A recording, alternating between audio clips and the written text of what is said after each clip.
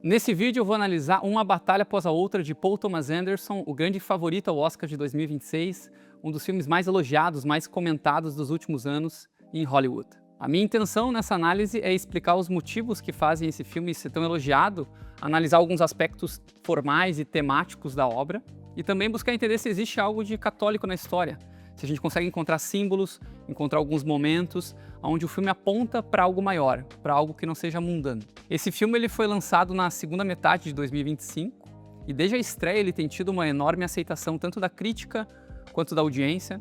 Ele é um filme contemporâneo, ele é um filme passado nos dias atuais, em uma América do Norte, nos Estados Unidos bastante dividido.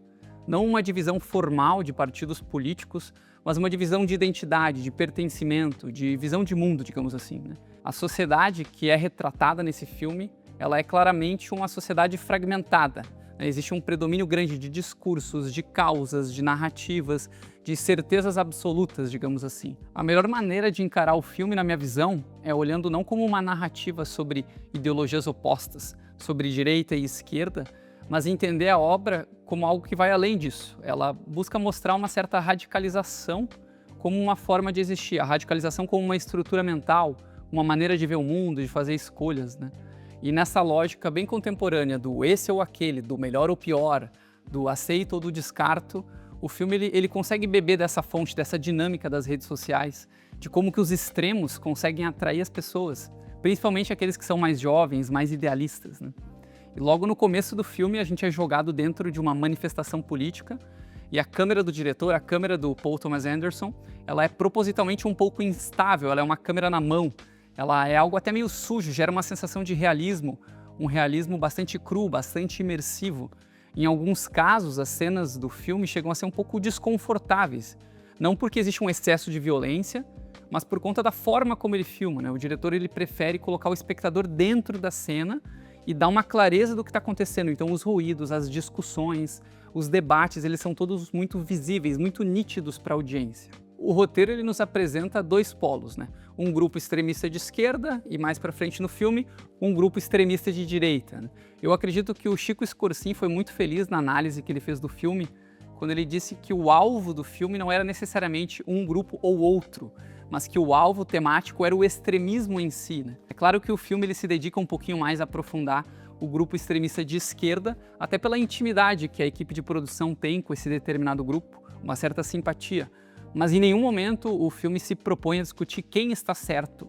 Mas acima de tudo a discussão é sobre o que o extremismo pode fazer com o ser humano, pode fazer com aqueles vínculos familiares, com aquelas amizades.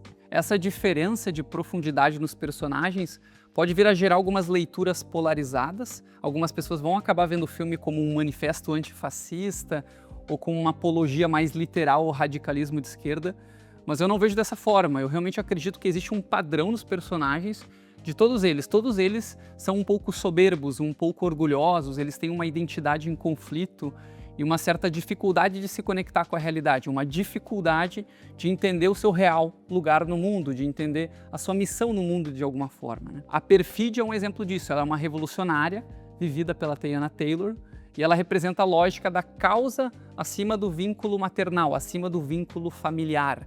Tudo na perfídia é absoluto, é rígido, é inegociável. Então, de tanto ela se entregar para a causa política acaba se tornando a própria identidade dela, né? E com isso ela acaba abandonando o marido, ela abandona a filha recém-nascida, ela entende que a causa política de fato vai gerar mais valor para ela do que o sacrifício do dia a dia da família. Por outro lado, o Bob encarna uma realidade um pouco inversa, né?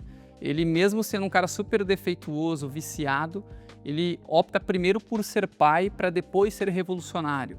Ele é um cara que apresenta ao longo do filme uma certa evolução, um certo desenvolvimento. Então essa escolha da responsabilidade em detrimento do discurso é algo que chama bastante atenção. Do outro lado do espectro, a gente tem o personagem do Sean Penn, o Coronel Lockjaw, que é um personagem caricato e bastante interessante desde a primeira cena em que ele aparece, né? Ele é propositalmente exagerado e ele aceita abrir mão de qualquer dignidade que ele apresenta para poder ser aceito por aquele grupo de elite, por aquele grupo supremacista. Então, quando o diretor se propõe a apresentar os polos opostos, ele, de certa forma, trabalha com uma certa ingenuidade, uma certa abertura ao ambíguo, porque ele tem interesse pelos personagens ao mesmo tempo que ele não trata com tanta seriedade assim quem eles são. E eu entendo que isso estabelece um compromisso do filme com o espectador, né? Uma noção de que o exagero na política não faz muito sentido, né? De que a causa isoladamente, ela não se justifica sozinha. Até os personagens mais normais que aparecem no filme, como a filha do Bob e da Perfídia, vão acabar tendo um histórico problemático, né? Vão acabar tendo um impacto na sua vida devido a esse histórico de envolvimento com os grupos radicais de esquerda e de direita.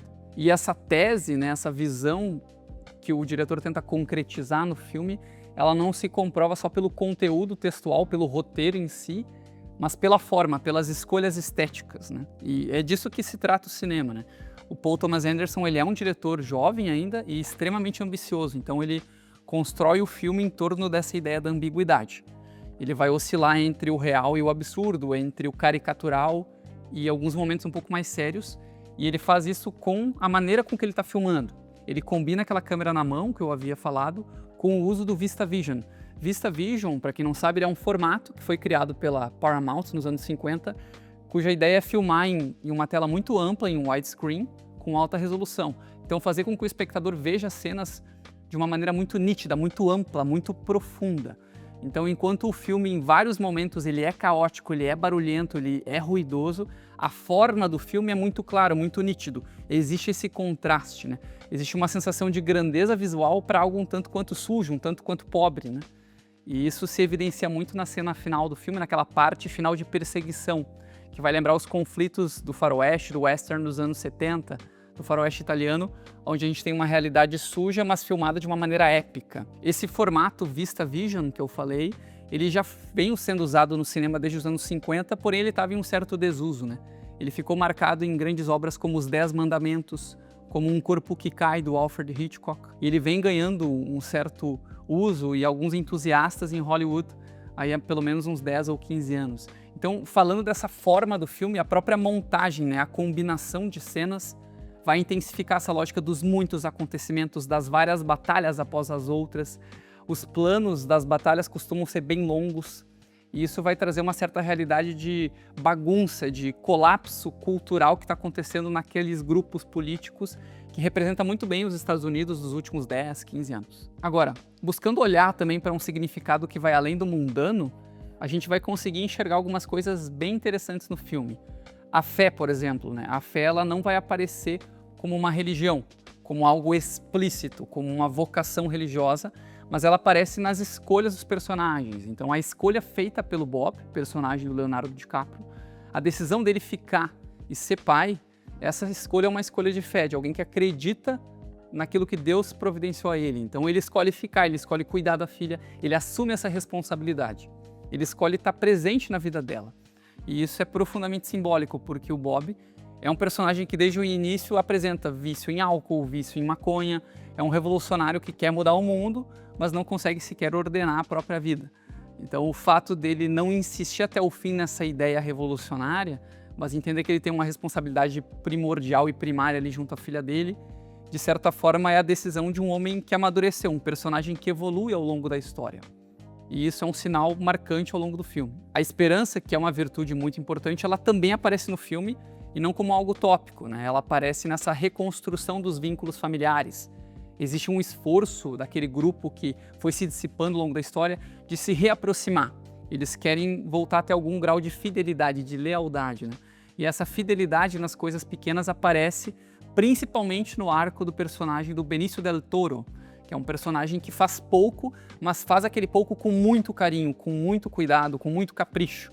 Então essa ideia de São José Maria Escrivá de ser fiel no pouco para ser fiel no muito, eu vejo que existe ali dentro da obra, dentro de uma batalha após a outra. E por fim, a redenção, que é um elemento importante também nos filmes cristãos, vai aparecer de forma simbólica na carta de Perfídia, na carta que é escrita pelo Bob para sua filha, mas é uma carta que ela é entregue como um certo gesto de misericórdia, né?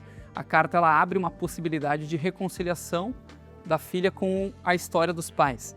É um ato que já ali na parte final do filme meio que interrompe um ciclo de cinismo, um ciclo de problemas, um ciclo de desesperança naquela jovem. Eu espero que essa análise tenha agregado um pouco para vocês. Uma Batalha Após a Outra, na minha visão, não é um filme perfeito. Se eu fizesse um ranking, um top 5 do diretor Paul Thomas Anderson, muito provavelmente o filme nem sequer entraria nos 5 melhores, mas eu entendo que é um filme que vale a pena ser visto, dessa leva, dessa safra nova de filmes comentados e premiados. Vejo que ele é um dos mais interessantes, ele é um dos mais propositivos nas ideias e também na forma de filmar. Não é um filme cristão no fundamento, na premissa, mas ele é um filme que desenvolve, que desenrola alguma visão católica de mundo que aqui dentro da Lumine a gente vê com bons olhos e acredita que merece ser replicado no cinema ao redor do mundo. Eu espero que vocês acompanhem o nosso canal para mais vídeos como esse, inscrevam-se aqui embaixo e também deixem a visão de vocês sobre o filme, o que vocês acharam, se conseguiram terminar, se não dormiram no filme, se gostaram da obra, e até a próxima.